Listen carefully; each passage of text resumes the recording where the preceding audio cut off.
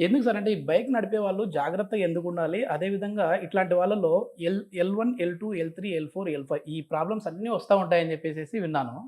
దీనికి పీఆర్‌పీ ద్వారా ఎట్లాంటి ట్రీట్మెంట్ ఉంది? ఇప్పుడు బైక్స్ నడపడం అన్నది ఇప్పుడు ఒకటేంటంటే మేము చిన్నప్పుడు ఉన్నప్పుడు బైకులు చాలా తక్కువ ఉండేవి. ఇప్పుడు కంప్లీట్‌గా ప్రతి ఒక్కరు కూడా బైక్ మీద నింపబడుతున్నారు. చాలా ఘోరమైన విషయం ఏంటంటే ఇన్ కేస్ అది 30 కిలోమీటర్ల దూరంలో ఆఫీస్ ఉన్నా గానీ ఆ! బైక్‌లో వెళ్తున్నారు. అంటే 60 కిలోమీటర్లు. ఆ!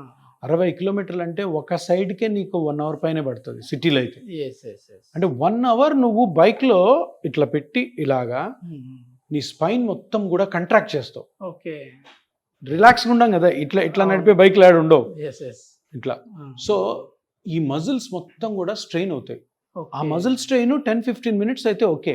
ఓహ్! 1 అవర్, 1.5 అవర్ కూడా డ్రైవ్ చేసేవాళ్ళు ఉంటారు సిటీలో. Yes, LB yes, Nagar yes. నుంచి గచ్చిబౌలికి వస్తారు. అవునవును సార్. సో అప్పుడు ఏమవుతుంది, రోజుకి దగ్గర 3 అవర్స్ వెళ్ళి రావడానికి వరకు కూడా మజిల్ టైట్ అవ్వడం వల్ల ఆ మజిల్ మధ్యలో ఉన్న స్పైనల్ కార్డ్ కానీ చుట్టుపక్కల లిగమెంట్స్ కానీ డిస్క్లు కానీ వీక్ అయ్యే అవకాశం ఉంటుంది.